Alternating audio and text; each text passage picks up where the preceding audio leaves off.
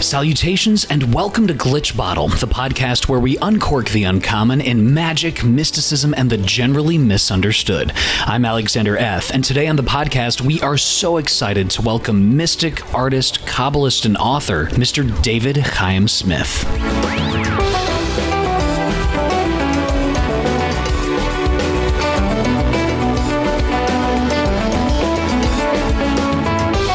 David Chaim Smith is the very definition of a contemplative mystic. He's also an esoteric cartographer, that's someone who makes esoteric diagrams, and he's the author of several books on contemplation and mysticism. In this podcast, David talks about his latest work, the first installment of his Lightning Flash of Alef series. The book is called Deep Principles of Kabbalistic Alchemy. It's a veritable goldmine of esoteric, intricate Kabbalistic diagrams and associations, but even more groundbreaking is how the diagrams and artwork fit into the premise of Deep Principles of Kabbalistic Alchemy, a premise which challenges the very foundations of what many people consider the bedrock of Renaissancean Kabbalah. David talks about the view of all reality in the book that echoes throughout all phenomena, how magicians and occultists should consider this view inside and outside of the magical circle, and how the very fires of desire drive the process of contemplation. And now, to help us uncork the uncommon, I give you Mr. David Chaim Smith.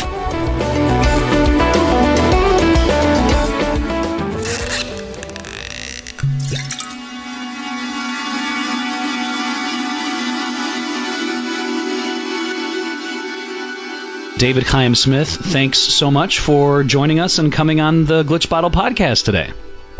Thank you, Alex. Happy to be with you. Can you just talk a little bit about this first installment of the Lightning Flash of Alef series, this new work of yours, Deep Principles of Kabbalistic Alchemy? What is this work all about? Well, it's multifaceted for sure, but the basic premise of what will probably be a trilogy is to introduce a working methodology that occultists, people in the Western esoteric tradition, can adapt to whatever they're doing or look into as a practice in itself. And it's an alchemical form of mysticism that is structured on technical Kabbalah and changes many of the premises of how Kabbalah is generally understood. The premise in question is generally referred to as the view. The view is the way that phenomena, or the way things appear and are perceived, could be interpreted. So when you change the view of reality, the reality changes. And the goal of my work is to have people first examine their view, examine the reality that it produces, and make changes in their practice in accordance with that. So the alchemical form of mysticism that I'm speaking of is more than just a type of practice that is sequestered to an area of somebody's life. It is a total inworlding of mind and its implications. There's probably some people listening right now who are either Renaissance alchemists or ceremonial magicians, and they might be saying, Dave, well, wait a second. I remember studying the Renaissance view of time and space. I remember studying the hierarchy of angels and spiritual creatures and the Kabbalah. I know about the Kabbalah. I know about the 10 spheres or the 10 Sephiroth. So when you talk about this radical shift in view that your book, Deep Principles of Kabbalistic Alchemy, is proposing, how is that view different? Does it subscribe to the Emanationist view that's so common in the Renaissance? Well, that's the major difference here, is that my work represents a revision, rebirthing, we could say, literally Renaissance. Interesting you mentioned the word. It means rebirth. And what we're looking for here is a renaissance of the view of emanationism and what it implies. But before we talk about that, let's talk about what occultists generally understand. Kabbalah, as it comes from the Renaissance, through figures like Pico de Mirandola and Kircher and Reuchlin and later on Rosenroth, the form of Kabbalah that people are associated with occultism in general is really a Christianized form of a Jewish root that has been extremely simplified based off of the Latin translations of texts like the Zohar. And even within that, you can't really talk about an understanding of Kabbalah per se, because there are many views within the Kabbalistic tradition that had gotten kind of mushed together by Christian Hermeticists along the way, along those past several hundred years. And those views really change the type of gnosis that is arrived at by virtue of the practices. If the view changes, the practice changes. If the practice changes, the style of gnosis changes. There's this New Age idea that all roads lead to Rome, that all spiritual traditions go to the same place. It's just not true. The results of different paths can yield wildly different results. So within the Jewish roots that Christian Hermeticists were adopting from, you got to look into the various views there within Kabbalah. 13th century Kabbalah, vastly different than the Lurianic style of Kabbalah that most people know. So if you're starting out with something that has these diverse implications, and then you're interpreting it in a sort of a simplifying way, and then adding on top of that various levels of interpretation, which further disseminate the original root even more, by the time you get down through the 19th century with the influence of Theosophy and later the Neo-Masonic influence of groups like the Order of the Golden Dawn, what we get in simplified books by Weiser and Llewellyn today, and an occultist would think they know Kabbalah from these books, it's kind of laughable considering the labyrinth that these ideas have gone through. So the only way to really reconcile it, if you're looking at it from that perspective, is to trace it back to its root, which is not my intention, because I'm not functioning here as a Kabbalist arguing for a Kabbalistic tradition. Kabbalah is just basically a way of structuring my ideas in accordance with a system that can speak to a wide variety of people. My methodologies are largely alchemical, meaning that they seek to transform habit patterns and a reality held by beings into a view of its primordial nature, its essential nature. Now, Dave, you bring up a fantastic point, because most people listening to this who are engaging in some kind of either Hermeticism or ceremonial magic might be recalling, saying, wait a second, I remember in Kabbalah, or in the Kabbalah of, standard Western ceremonial magic, being taught about this emanationist principle. First there was the nothingness, and then from the nothingness there emerged, Ein Sof, the infinity, and from that Ein Sof hour, and then from that was Keter, and Keter, basically the sphere of Chokmah, was from Keter. There's this descending emanationist view about the divine light becoming not diminished, but just reified into different categories. So are you saying here, Dave, that entire line of thinking about an emanationist view, that whole thinking is not the actual view or structure of reality?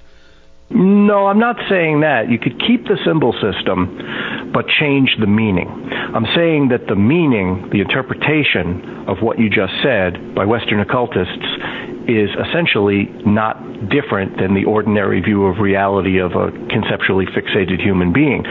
You got to change the view so that the meaning changes, so those symbols have another value to them.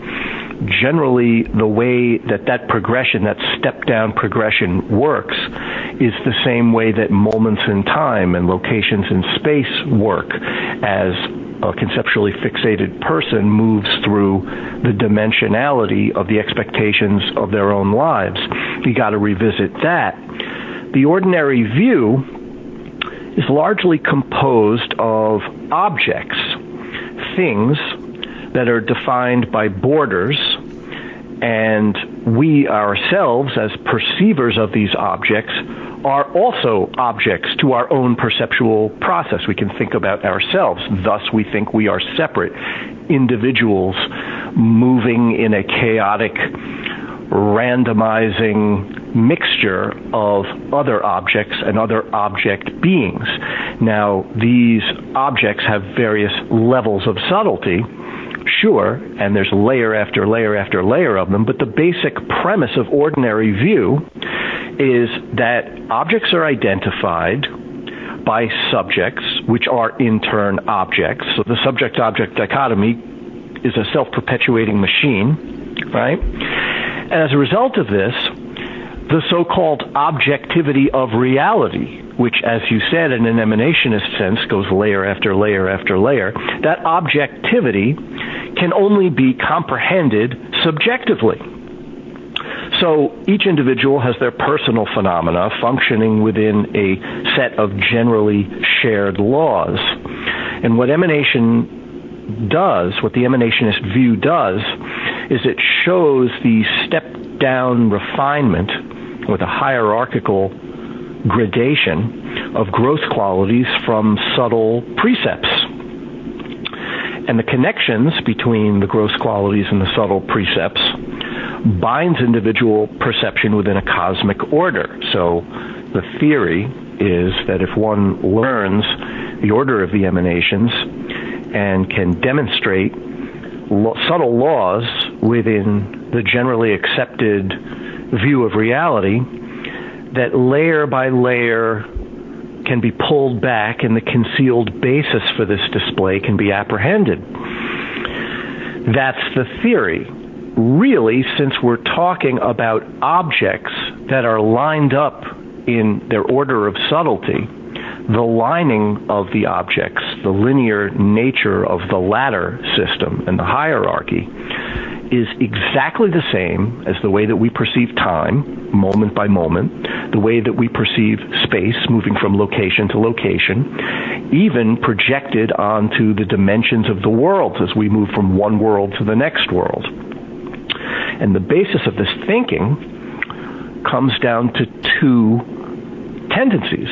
A tendency for reification, which means to turn something into an object, essentially, to make something real, to solidify data of some sort, and division, to divide the bits of data from one another. And as a result of these tendencies of reification and division, the gross appears separate from the subtle, and the unifying principle between them can only be apprehended stage by stage within a linear process.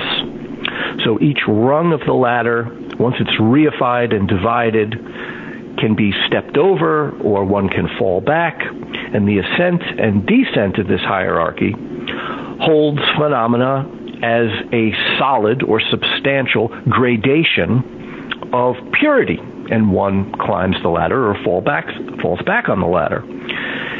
This is all based on a model within Kabbalah that had adapted its structure from Neoplatonism. And the model is based in this idea of a primordial tzimtzum, that the basis, the original context of all of these levels is a separation between the absolute and the relative. And we call that, in theistic terms, creation. Beyond the border of the context of all the worlds is the creator, the absolute Ein Sof, and into the gigantic circle in which the worlds are contained, we have all the layers of creation itself and all of its degrees. And the relative is filled by degree by the absolute. That's how emanationism works. My break with that is to posit a view of non-emanationism, which no longer seeks to align itself with or be concerned with the degrees and levels and measures largely whatsoever. The concern shifts to the ground of all of it, the equalizing basis of all of the levels which have a commonality in an exchange. And this commonality is itself changeless. The changeless basis, or the changeless ground, spontaneously exudes motion and phenomena that appears to continually change. So if we say, from a Kabbalistic perspective, that the changeless basis is the infinite, which is En Sof, En meaning no, Sof meaning end, or no end, or no limit, this infinite, changeless, creative impulse, which only seeks to thrust its nature into display, that display assumes the appearance of worlds and their contexts with all of their objects and all of their motion and all of their variation.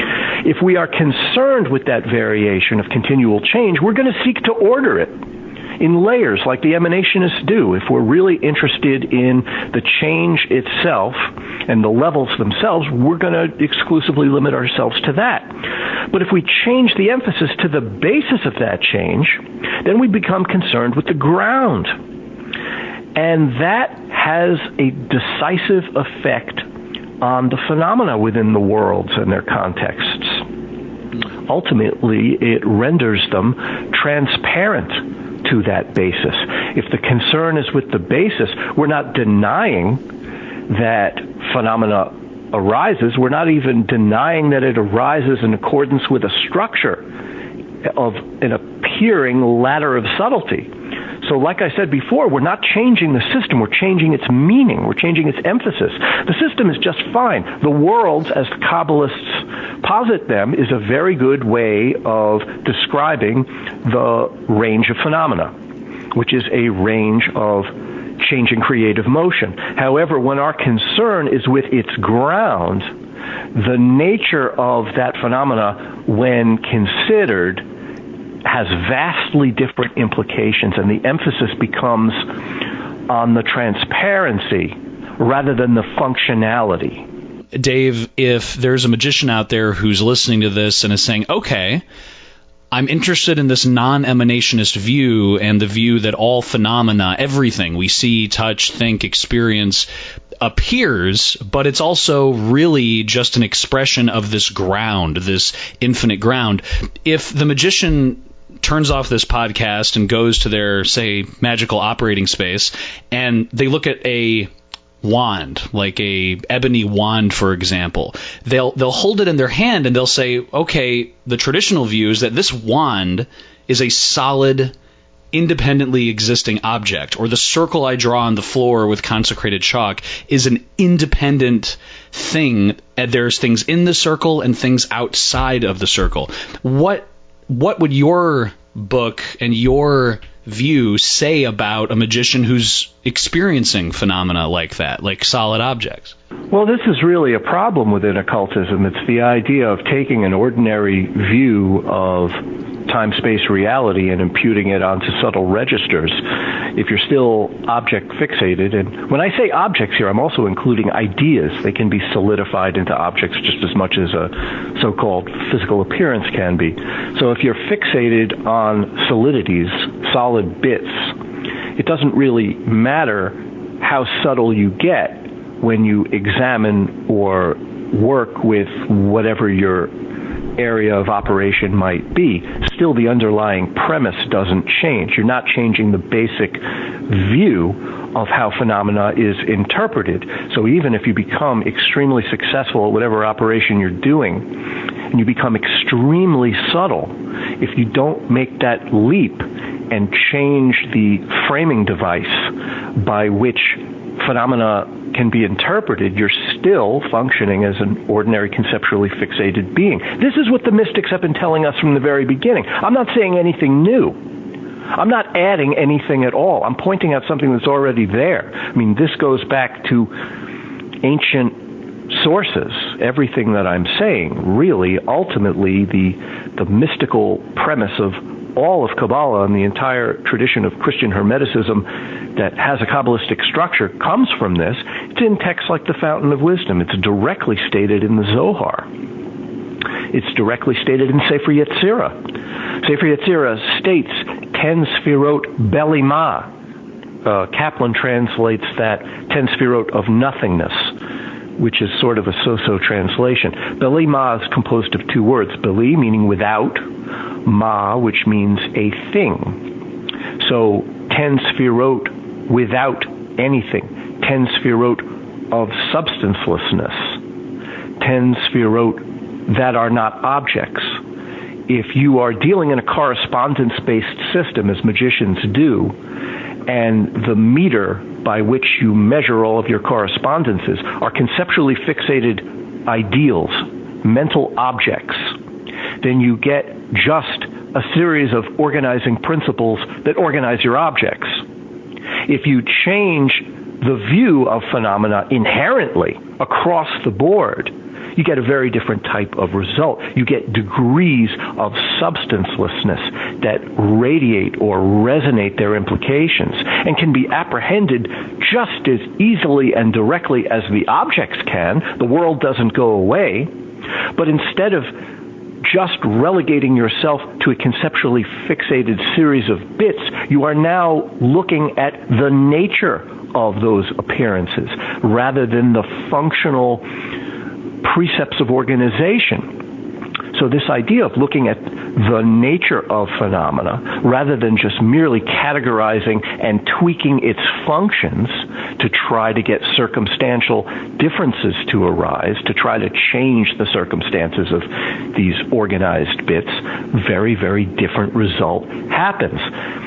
The magician then can become a mystic. And in the highest tradition of magic, mysticism was always implicit. This is generally referred to as a so-called high version of magic. Low magic, or just merely setting out to change one's circumstance, is not something I'm terribly interested in. I don't even have much of a message for people who have those interests. Somebody else can speak to that. What I'm speaking to is the idea that there's an inherently latent spiritual impulse, a longing for Gnostic realization within magical practice, ceremonial practice, neo-Masonic practice, alchemical practice. And the mystical basis of this longing should be honored, brought out, and treated with a technology that gets to the root of the problem, rather than just makes the issue rather hazy and vague and concealed behind poetic language and imprecise terminology and methods. Really, no matter what you're doing as a magician, what you're saying is if you are able to change the meaning, have a drastic shift in meaning between this kind of artificially reified, very cut up, sliced, categorized, organized subject-object dualism that many magicians might be familiar with if we're talking about Kabbalistic tables or dividing things. You're saying that the system's not the problem, but the problem is the shift in meaning. In other words, are you saying that instead of seeing those complex tables and associations and planetary spheres as simply expressions, appearances of a unified wholeness, instead many Western magicians might look at those complex tables and say, oh, these, 125 different things are individual things. And in the end, that reification might hold them back from engaging in any type of magical practice? I don't think people know that they're doing that. I think it remains unconsidered, and this is the problem. People aren't setting out to do that. People aren't reconciling themselves to that view. They fall into that view by proxy. They fall into that view simply because their habits and the habits of the realm that they inhabit dictate that view, and it remains unquestioned. What I'm saying is question it. Look into the matter.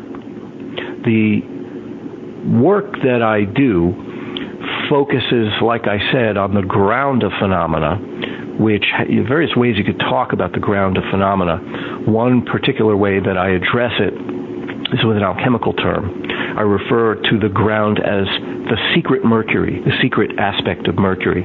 Mercury being the universal mutability of phenomena, its capacity for unlimited change. The secret aspect is the idea that rather than just looking at the mutability in its own right, changing from one form to another, you're looking at its basis, its essential basis, its basis in an absolute simplicity, rather than just movement from complexity to complexity. Because if you understand one, you understand the other, right? But if you lack the premise, then all you have is the consequence of the premise. We're not really interested in what the mercury does as much as what the mercury is.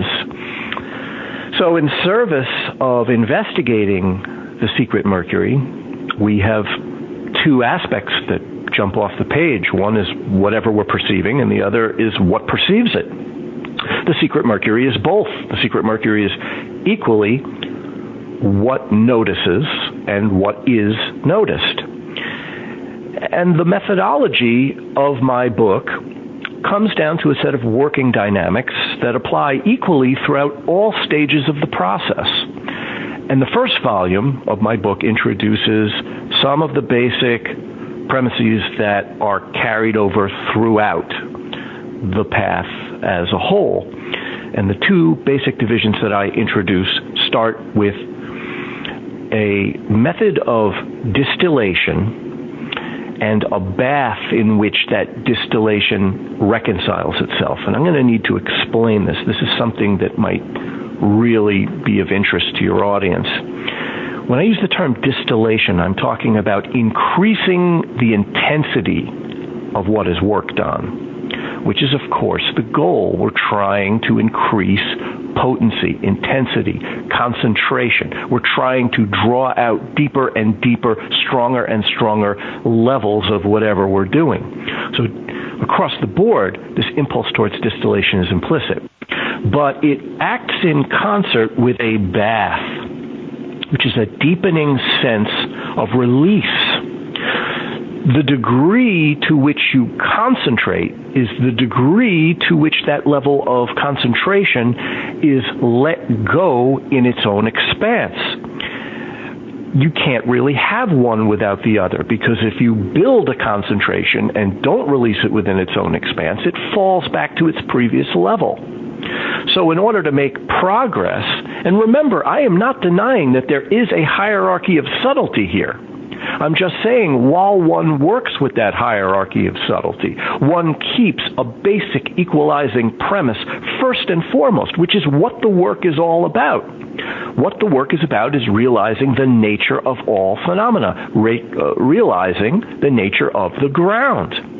So, whatever we work with, whatever the levels of objects are that present themselves in our work, whatever that work might be, we increase intensity and release that intensity successively over and over and over, making progress, making growth.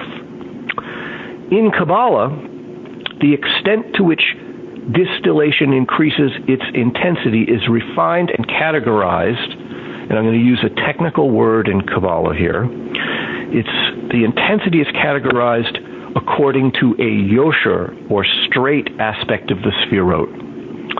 This is the aspect of the sphirot that most magicians will be familiar with. The tree of life diagram with the three pillars as a series of verticals and horizontals and diagonals. In other words, the tree of life that everybody knows. What most people don't understand, certainly from the standpoint of Lurianic Kabbalah, is that every level in the linear sphirot, or the yosher standing sphirot, corresponds to one of the igulim, the circular sphirot in which it operates. And this relationship between the yosher aspect of the sphirot and the igulim, the circular sphirot, which are the layers in which those intensities abide, is directly the relationship between the distillation process and the releasing bath process. The bath unmakes the rigidity that has set the concentration, the distilled concentration, in a certain form. When growth occurs, you're actually destroying or dissolving the restraints that keep concentration locked in to a certain set of boundaries and limitations. The whole idea of growth is to grow those limitations until there are no limitations anymore. So obviously, when you cultivate a new form of concentration with a new set of limitations, you want to release that until you get to the next level. So Yosher within the Igulim, the distillation within a series of baths progresses layer after layer after layer, because what you're interested in is not just merely refining this linear process, but seeking the ultimate answer to all of the levels. And with that in mind, the release especially becomes particularly important, because when you release, you're releasing into inherent vastness and spaciousness, which is always present in whatever you're doing. This is one of the sorely neglected areas of esoteric work. Usually the concentration of intensities is understood by occultists, but the release into the space of its ownmost is what suffers. Now, there are various ways of stating what I just said using geometric metaphors that we could go into, but you might have some questions. Well, Dave, accompanying your book, The Deep Principles of Kabbalistic Alchemy, as in your previous books, there are so many intricate pieces, intricate works that visualize or display the symbolisms that you refer to constantly throughout the book. The deep principles of Kabbalistic alchemy, your diagrams, your I love this term, esoteric cartography. That is just fantastic. Can you talk about, David, when people are seeing these images, and when people are seeing the images in tandem with your book, or even as a standalone, what is the significance of displaying these symbols in a form that people can understand, that bypasses their usual, subject-object syntax, where they have to read something? Can you talk about the importance of your pictures? It depends on the piece, right? Because many of the pieces have wildly different functions. And some of them are maps, literally cartographic explanations of territories that I explored in my own practice. Others are presentations of principles in symbolic form. Others are more in the poetic register, where I pull something out of the twilight, which is meant to show possibly an aesthetic overtone of some aspect of the work. Other pieces, and there's a variety, right? So you got to take it on a case-by-case basis, but all of it has a certain common vocabulary. And the common vocabulary, although it gets extremely complex, is really pretty simple. And it comes down to points, lines, and circles. That's really what was stated in many of the key texts of esoteric geometry. You see Iamblichus and also Hieroglyphic Monad is operating off of these principles as well, things that your audience would be familiar with. But what we have is the idea that a point instant, I use the term point instant because we're talking here about something that defies categorization within any temporal or dimensional context. We're talking about a point instant beyond scale. It's neither tiny nor vast. It's neither within a place. It's neither within coordinate location or conceptual context. The point instant is the spark of liberation. All of the imagery starts with this point instant. And as it progresses, it draws momentum and becomes a line. The line, in order to gather its own space, to gather its own territory, encircles itself, circumambulates itself, and then what we find is the point that has extended to become the line becomes its own periphery, forms its own skin, like the Zohar says, like the worms manifest their cocoon, right? That's what the mind does. It enworlds itself into a series of membranes that become its context, its reality. The point instant in becoming a line that encircles itself from the perspective of mysticism, seeks to unmake its enveloping constraints. That's the idea. We're not saying that the making of the constraints is wrong and we're doing away with a mistake. What we are unmaking is the reification of that enworldment. The enworldment is just fine.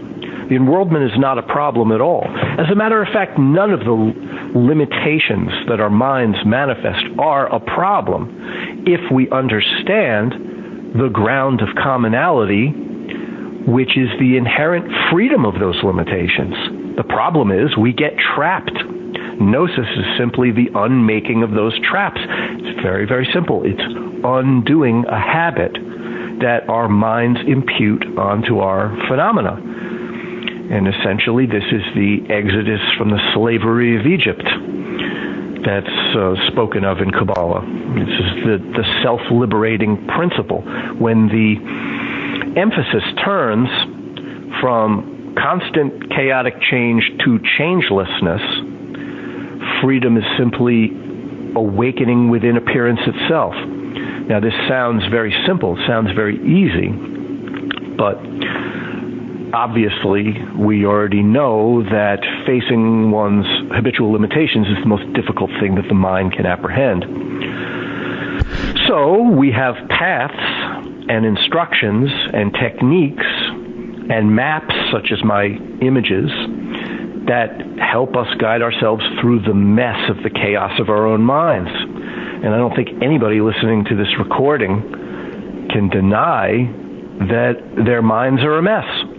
No matter how happy they seem to be, their happiness is always temporary, and they move from one point instant fixated in their mind to another throughout time, throughout space, throughout their life as a series of moments and ages. They grow old, they die. People around them suffer. If you look at it from the standpoint of just gathering layers of information, the chasing of happiness for a human being is hellish. The only thing that makes any sense, the only thing that brings any sanity to the situation is seeking that which does not change. Those who do not believe that such a possibility is possible are the nihilists. So what I'm offering here is the medicine for that rather grim view, which is just like slow suicide, participation in the moments of your own life. So magicians would like to be concerned with conversations with these beings without bodies and layers of subtle phenomena, but really they're missing the elephant in the room, the basic problem of being a human being. That's really what it's all about. I mean, to ignore that and chase after disembodied entities just seems like an exercise in pointlessness to me. However, magical methodologies can certainly be used in service of what I'm saying, not in spite of it.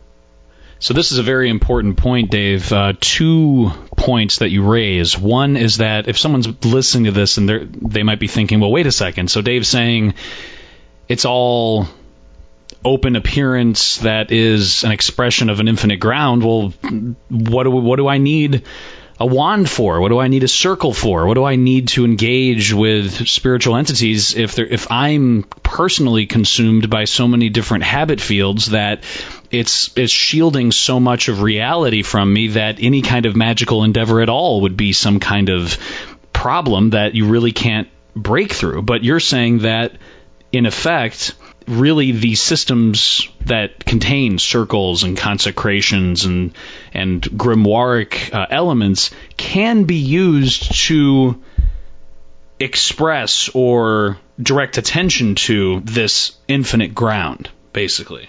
Not only am I saying that, the continuum of history on behalf of which I speak has been saying that all along. That magic is a methodology which is absolutely compatible with mystical ideals. And the idea of separating them is a rather short-sighted and artificial scenario that has popped up time and time again throughout history and is incomplete. the complete view has been stated from the very beginning. Egyptian theurgy definitely functioned with two cohesive methodologies, one mystical and one magical, and they overlapped in the highest register and departed from one another when it degenerated. And I think it is a form of degenerate magic when it departs from mystical ideals. I think that they're two pieces of a whole and can't really be separated from one another. That's an interesting discussion right there, because if somebody wants to argue to the contrary, I'd like to hear their explanation of why they should be separated.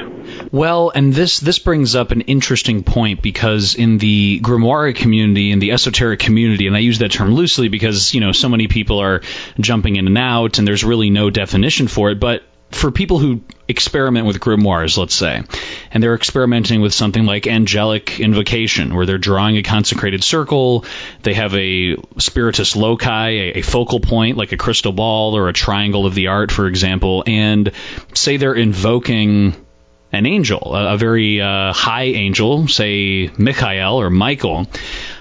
Applying the view, your view, and the view that is articulated in deep principles of Kabbalistic alchemy, and correct me if I'm wrong, are you saying, therefore, that Michael, this being that is the object of your invocation, is not a separate, completely self-existent entity in relation to you? That really there's this overwhelming connection and unification there. Can you talk about that? Well, I'm starting out with a much more radical premise than that. I'm saying self-existent, independent entities don't exist at all. That substance doesn't exist in any absolute sense. What you're talking about is relative phenomena. On the relative level, it is believed or accepted or assumed that beings are separate from one another and are independent, as are objects, as are particles, as are waveform frequencies. What I'm saying is that all of that relative phenomena is the resonancing of an absolute ground referred to in Kabbalah as Ein Sof. And if you become concerned with Ein Sof, the vehicles through which that ground is known are the relative phenomena. So I'm not anti-relative phenomena. I'm not saying ignore it. I'm not saying it's not important. What I'm saying is it's a question of meaning. What is the meaning of the relative phenomena? Now let's speak to the other thing that you said. You spoke about the type of angelic work where somebody is connecting with extremely vast being on a scale that dwarfs the human approaching it. In that scenario, it's still the same question. What is the end game? Because you can engage in that scenario from a variety of views, trying to accomplish completely different things. The work itself is not the meaning. It's just the carrier for the view through which it's functioning. For example, somebody could be invoking Michael from a completely ordinary perspective to try to ascertain bits of information or bits of blessing or some sort of magical keys within relative phenomena.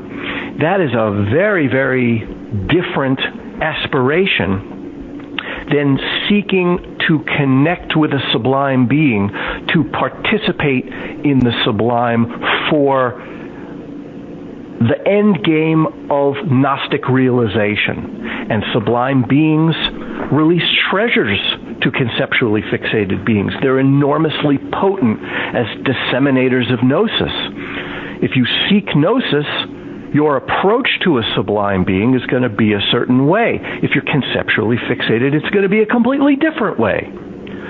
So it comes back to view again. The methodology is just merely the tool. If the methodology becomes the point, then all is lost. Magicians, people who are esoterically minded hearing this, they might say, wait a second, so Dave's book, Deep Principles of Kabbalistic Alchemy, is positing that all material that we see, all phenomena, absolutely 100% do not exist in terms of their they're fake, they're false, they're an illusion. But you're not saying that. I mean, the material that we see, a wand or your thoughts or a tree, it appears. It's not like it's a ghost or some kind of hologram. Can you kind of just delineate that difference?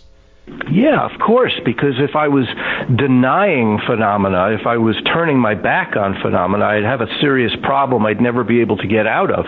What I'm arguing is that the meaning of phenomena is not what we think, that these objects that appear, if we hold a view that is rooted in the absolute, what can be brought to those objects is a certain level of translucency, a certain level of transparency, to a sublime register of open lucidity, which is literally the same as that which apprehends it. The objects in question that you're talking about are equal in nature to that which perceives them.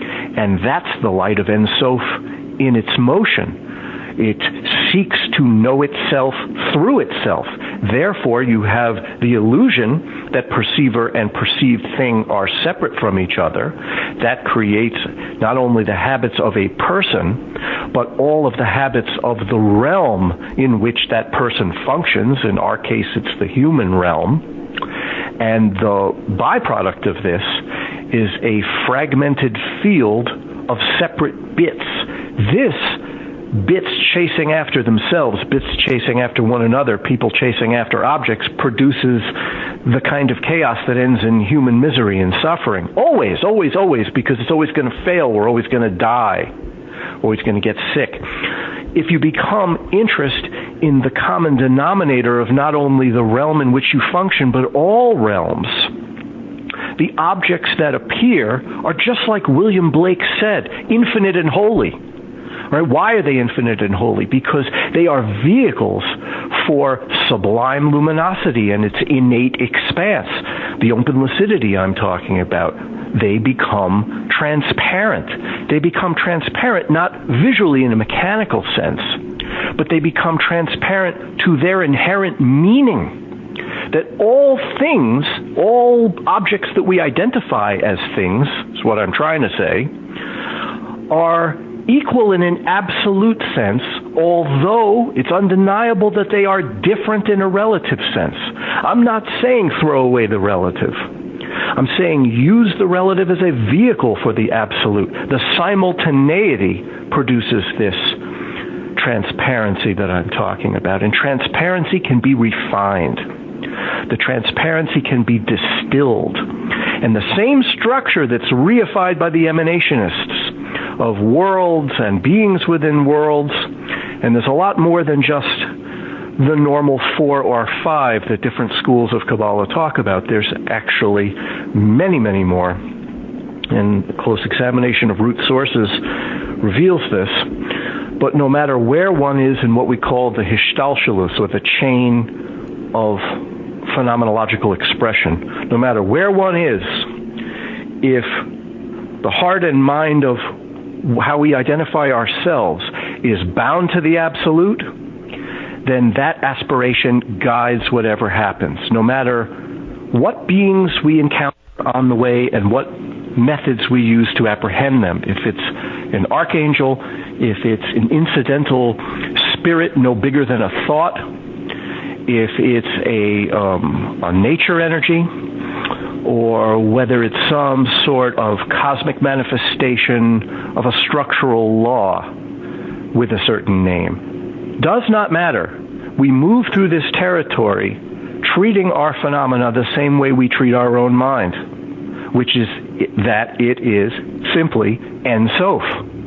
And the seeking of gnosis, revealing the nature of itself to itself, is the primary reason for manifestations manifesting in the first place. If that's our guiding principle, we get that type of practice. This needs to be brought up and considered. I'm not trying to convert anybody. I'm just saying consider the view that is generally ignored. Is this making sense? what you're saying, Dave, and correct me if I'm wrong, is if you pick up a wand, let's say, instead of seeing it as an object, as something that is completely separate from you, or instead of seeing it as something that is a mirage, a hallucination, a ghost of non-reality, instead what you're asking people to consider when you say consider the view is take any object, a wand, let's say, or a tree, and you literally behold in that quote-unquote object the ultimate paradox of this is an appearance of something, but this appearance is inherently open, and it's actually a reflection of, or as you say, a resonance of this infinite, completely incomprehensible, all-equalizing ground of things. It's a paradox. How can a wand be appearing as a wand, yet also be an expression of this complete equanimity of the ground? Is that close to what you're getting at? What you're saying has a lot of truth in it. However, it's going to be impossible for people to follow up on what you're saying, because people are ultimately going to hit the wall of their own habits and the state of their own condition. So even if people intellectually understand what you just said, it's not going to go very far. And this is why I have my books. My books explain methodologies for progress within the view that you just stated as a way of dealing with the magnetism within our minds that keeps us bound within the limitations that we express. It's undeniable that the mind's limitations are going to factor in. Just intellectually stating all things are infinite and holy doesn't make you William Blake. Right. So, so what I posit here is an actual working methodology, which is derived from a variety of sources, but again, is not something that I just made up. I mean, this is the actual tradition that goes back thousands of years. I could go over in broad strokes some of it with you. But first, let's say that the reason why there is a methodology is because what you just said is just going to get derailed when people attempt it. It's just not going to be possible for people to have this general conception of mysticism and really follow up. They're going to hit a wall. So before I even talk about any methodological postures or steps and stages, we have to understand that there's a need for a methodology. Yes, this is an important point. So in your book series, the Lightning Flash of Alef series, which is forthcoming, and in this first tome of yours, Deep Principles of Kabbalistic Alchemy, you're saying that even if someone were to mentally, on a mental level, grasp what you're saying about the non-emanationist view and about the interconnectivity of all things to the infinite ground, you're saying that unless you have a system or a process or a structure such as what you lay down in your book, that no way people are going to understand or be able to implement this. Well, they might be able to intellectually understand it, but they won't be able to implement it. What I'm posing here is not philosophy.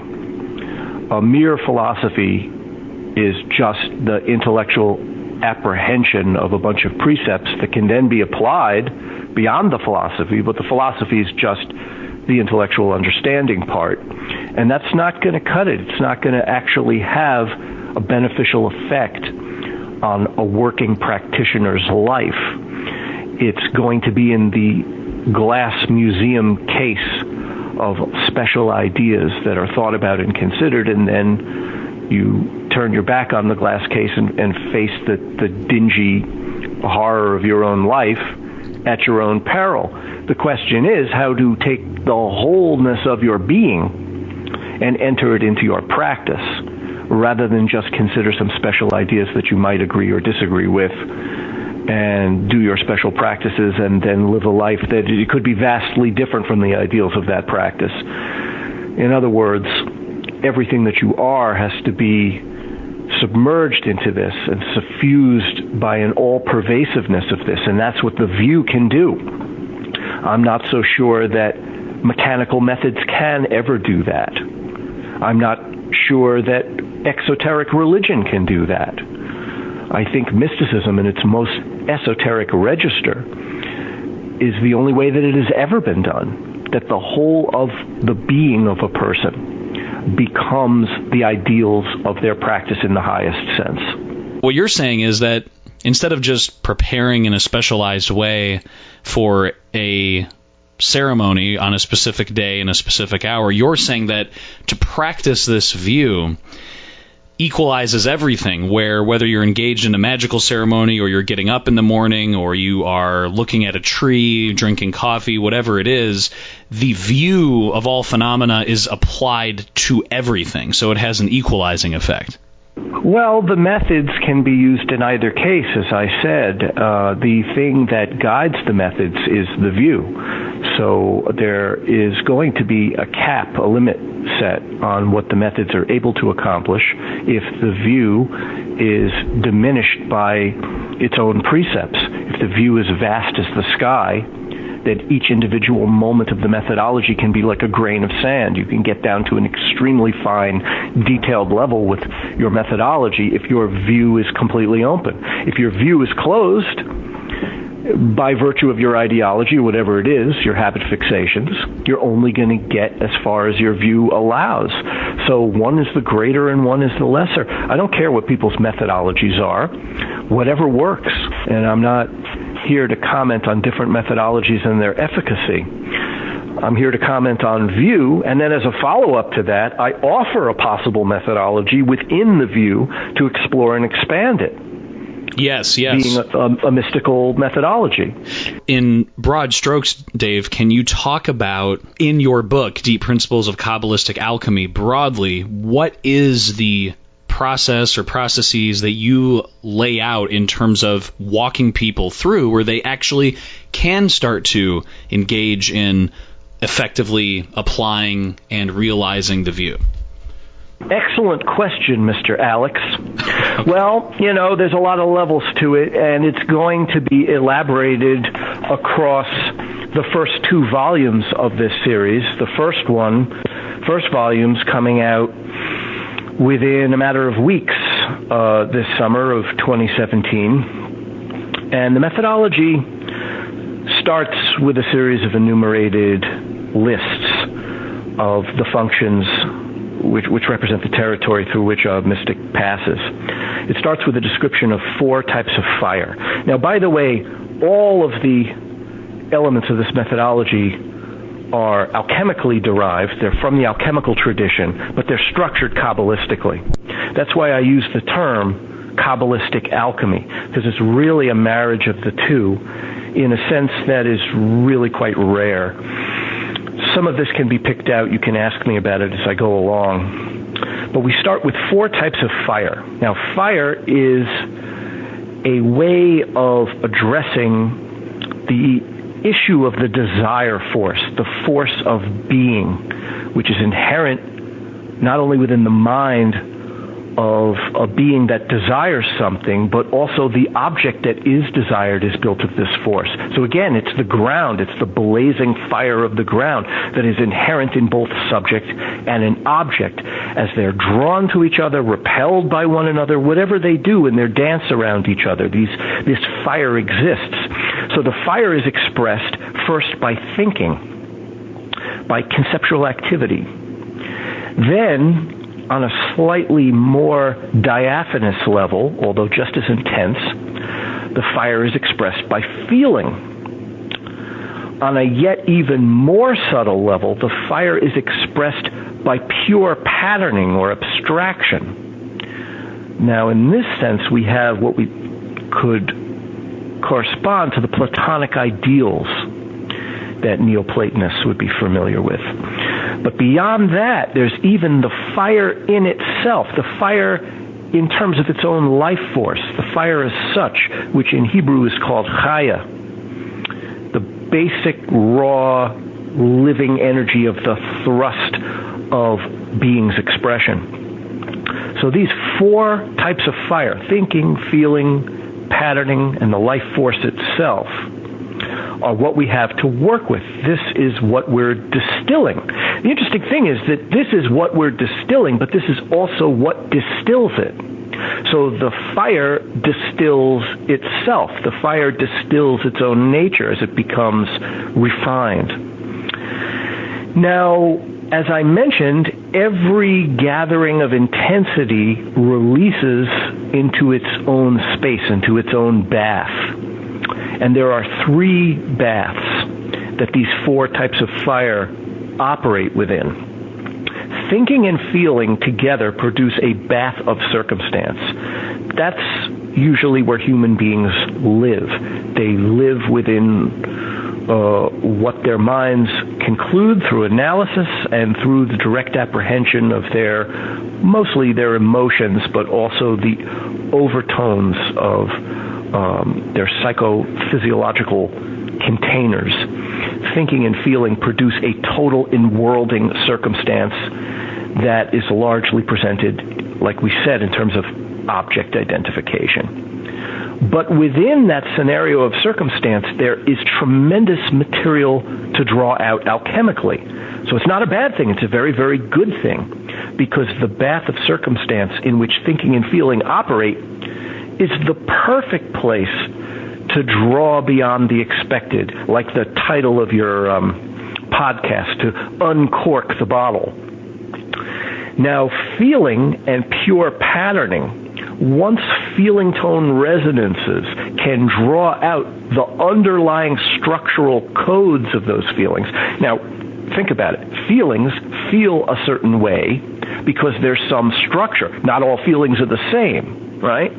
So obviously, there's some pattern that makes a feeling feel the way that it does. This is a bath of resonance, a bath of pure sensation. So just as thinking and feeling produce a bath of circumstance, when the feeling alludes to its basic patterns, the resonances come to life, and that becomes a bath. This is largely the poetic register that artists know about. But it's also deeply embedded within magic, because the apprehension of angels, as you point out, are very often known through their resonances, through feeling tone sensations that come into the circle of evocation and its invocatory territories. That very often angels present themselves in disembodied form as energy packets, we could say, or composites of expression that are known through texturing, through energetic texturing. That's the classification of these textures comes about as feeling and patterning mix with each other in a bath of resonance. If one immerses in such a bath, one gets to know it very deeply, depending on how intensely one immerses. Now, pure patterning also is a vehicle for the expression of pure life force, that it's life force that flows and crackles through the patterns themselves as they are known. So the last of the 3 baths is a bath of silence, when the life force pours through basic abstract patterns. That pouring forth is no longer set within the noise of one's own mind. It's no longer a distracting set of changing impulses. That the true nature, the silent and still nature of the ground, can be apprehended there. So I just said 3 baths composed of mixtures of 4 types of fire. If you think about this for a minute, what I'm really saying is that this type of alchemical work operates from mixtures of thinking and feeling, mixtures of feeling and patterning, mixture of patterning and its basic life force. Within these mixtures, various levels of translucence are drawn out. And within the translucency itself, various degrees of gnosis are apprehended. And this is a very, very complex topic, because within those levels of gnosis, we move through first layers of experience, how something feels, what it means, what its qualities are, until we get to a point of pure bliss or bliss clarity, in which experience becomes so translucent and so subtle and so overwhelmingly ecstatic that we're faced with a very, very great opportunity. And this is a major turning point. When bliss clarity, the ecstatic states, take over, that usually happens by degree between the resonances of feeling and patterning and the apprehension of just the cusp of the beginning of the life force coming through. Within that bliss clarity, our emphasis can turn from our subjective experiences, which is what we're used to something else. And when the mind turns from its own experiences to the nature of the luminosity and its expanse as such, when that becomes the concern, experience just vanishes, starts to dissolve. And the further that experience recedes into dissolution, the more the interest in the light of Ein Sof as such increases. So here is where we start to see that we're turning away from this idea of ourselves as separate perceiver beings into an examination of that which is literally the blazing forth of the changelessness that I mentioned. And during this process, the meaning of objects in our perceptual field changes wildly. That objects move from being bits of substance, material presentations, to being symbols. Symbols are simply transmissions of meaning. They're windows through which light shines. So first, phenomena makes this step between being a thing to being a symbol, and the symbol transmits meaning, but meaning renders the symbol transparent. And as the mind makes its turn from its own experiences, its own self-identified experience, which is a subject-object dichotomy, there is an experiencer having an object-state experience. When one turns from that into the nature of the exchange, subject and object start to dissolve. And what was the subject and the object move through states of increasing transparency and subtlety into their own nature. And this is how it starts. There's a lot more complexity here and a lot more layers based on structures and ideas from texts like the Fountain of Wisdom and alchemical texts. But this is how the methodology is introduced in the first volume that is coming out in a couple of weeks.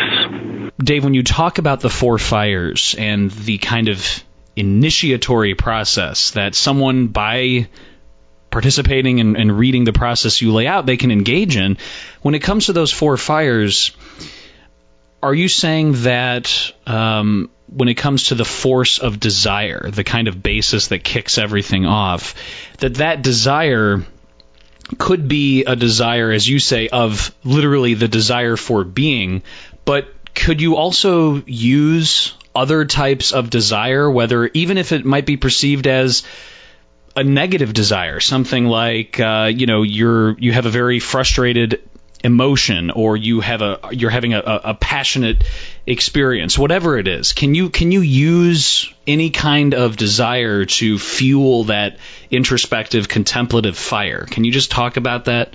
Any phenomena can be used as the fuel for this process. Any phenomena can be brought onto the path methodologically if the understanding of the path is truly understood. So the answer is yes. And what allows this to happen is that the habitual impulses of reification and division have to be seen for the toxins that they are. Remember, I'm calling this the work of a secret mercury. And mercury is a toxic substance. So we have to identify what's toxic about it. But the alchemical tradition tells us that the ultimate toxin is the ultimate medicine. It's the medicine for itself. It's the medicine for its own negative implications. So desire force is dependent on view. To the extent that it's reified in individual identity, experience, and object identification, it becomes toxic. To the extent that that same force of desire is used to overcome its own limitations, it becomes its own medicine. So anything can be used, just as long as the view is the guiding principle. If the view that I'm talking about is not the guiding principle, we're just going to simply revert to our habits and just chase experiences around. And then it just becomes another psychedelic drug scenario, which is just a form of experience chasing and self-amusement, and there's really nothing profound about it, in my opinion. That's another controversial subject, but it's view dependent. So yes, the desire force which religion vilifies is the ultimate toxin, but it's also the ultimate medicine. That is, I think, a great and very helpful clarification. I think a lot of listeners out there, have really benefited from hearing this view. Dave, before we get into your books where people can pre-order, can you just talk about Deep Principles of Kabbalistic Alchemy, as you said, is the first installment in the entire broader series that you will be putting quill to parchment to and penning, which would be the Lightning Flash of Alef series. Can you just talk about, since this book is kicking off the Lightning Flash of Alef series, can you give us some very broad strokes as to what the rest of that series will entail? I know that that's a very loaded question. There's a lot of information, but how does this first piece fit into the broader arc of your Lightning Flash of Alef series? Well, out of all the books that I published so far, all of them have been with publishers. Dot Press in Scotland, Fulgur Press in England, and Inner Traditions in the United States. And what I'm doing with this series is everything that I couldn't really do with a publisher. In other words, I'm really not containing my message within the expectations of an audience. And I am giving the full extent of my own practice and what I've learned through my teachers definitively, and I'll hopefully do it before I die, and then I'll die. So it's going to take me the rest of my life. I don't know how many volumes they're going to be, but the first one introduces in broad strokes the basic premises of the work. The second volume will probably be largely methodological, what to actually do. The third volume is, I'll tell you when I know. Very good, very good. So I should have said this from the outset. This is a self-published book. I don't have a publisher for this. I've never done a self-published book before, so it's pretty important for me to do it right. And I put a different type of concern into this project than I've had before, and it's an extremely exciting time for my wife and I. My wife was the graphic designer on it, and she has over 30 years in the industry. The book really looks beautiful. It's also going to be affordable. I'm also not doing fancy special editions, which is something that occult books very often veer into. This is a working tool. You're meant to use this book, not put little white gloves on and handle it and put it in a glass case like we said. This is a working book, so it should be as affordable as possible, but since I'm an artist, the artwork had to be reproduced to a certain standard, so, it's not entirely a cheap throwaway, but it's an affordable, good, solid book that's meant to be handled. Where can people, if they're interested in pre-ordering or getting the process started, where can they go? Where can they find out more about the book, about ordering it, and about any other information you want them to know? Well, I will have a PayPal set up on my website. The book can be purchased directly from me on my website. It can also be purchased from Amazon. When it comes out, we're going to get it together to have all that stuff become obvious. If you just simply go to Amazon or go to my website or go to my Facebook page in which I describe these things, the book will be retail price of $60 plus shipping. It's a fairly limited run, So it's not like I have an unlimited quantity of these books, and I am limited financially to use this money for the second volume. So I encourage people who are interested in the whole of the work to buy them, because if you buy volume 2, volume 1 might be gone by that point, and I'm probably not going to do a reprint. Just for people who need to know, that's davidchaimsmith.com, correct? Yes. The website is largely focused on my visual images. And what there is on my website, in addition to a bunch, I don't do my own website. My wife does it, and I don't even know what she put on there. But a lot of pictures are organized according to the books that they've appeared in. So one can get a good idea of what the Esoteric Cartography has been like. And my wife is going to do all the selling of the books and the mailing of the books while I'm in retreat. If you email anybody, it'll probably be her that answers, and it'll probably be PayPal. Is there any other information that I either forgot to ask you, or is there anything else that you really want the listeners, the members of the esoterically minded, to really absorb or understand about this upcoming book, Deep Principles of Kabbalistic Alchemy? It's really interesting that you said that, because as you were speaking, I realized that when I described the 4 fires and the 3 baths, it was almost implied that that's the whole of the methodology, and that's just the most general description of it. It gets incredibly detailed, and there's way more to talk about than just that. So I don't want to give anybody the idea that that's the structure of the book. That's just the beginning of the introduction of how we start out a conversation about these things.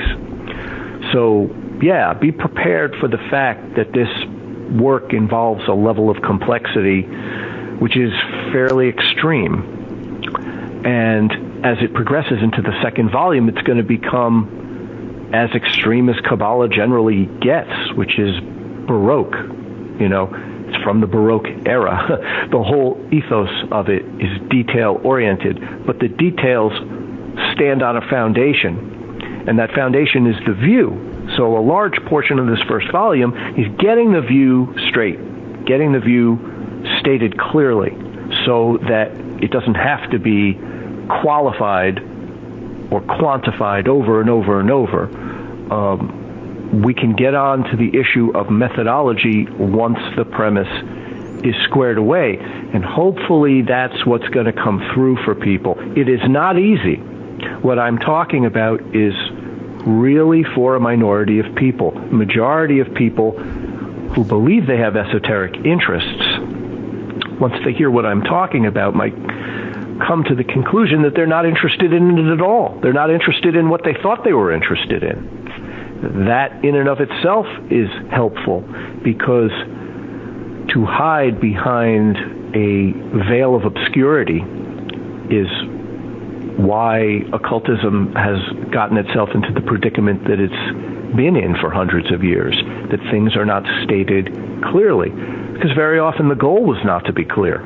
My whole purpose here is to unmake some of the obscurity there. I hope I've succeeded in doing that. I'm sure that I will have my detractors who say that I'm making the problem worse, but, I'm giving the benefit of my own practice. That's all I got. What my teachers have taught me and what I've done with it. Deep Principles of Kabbalistic Alchemy is the first installment of the Lightning Flash of Alef series by Kabbalist, contemplative mystic, esoteric cartographer, artist, and author of multiple books, David Chaim Smith. David, thank you so much for taking the time and joining us on the podcast today, and we definitely hope to have you back very soon. Thank you, Alex. It's been a pleasure and an honor to be on Glitch Bottle. And thank you for listening to this episode of the Glitch Bottle podcast and helping us uncork the uncommon this fine day or night or wherever you happen to occupy space-time in your occult lairs, your summoning towers, or your cloistered libraries of the esoterically awesome. You can check out previous episodes and other magical Glitch Bottle news on YouTube, youtube.com/glitchbottle, and subscribe and download free episodes anytime on iTunes, Stitcher Radio, and and on Spreaker.com. Just search Glitch Bottle and enjoy. Also, please make sure to subscribe and follow us on Twitter at Glitch Bottle, all one word. Our intro music is the track Tornado by David Zeste. Our magical interest is fueled by sincerity, passion, amazing guests, and a copious amount of clinking coffee cups. Until next time, this is Alexander Eth reminding you to invoke often, uncork the uncommon, and keep the light.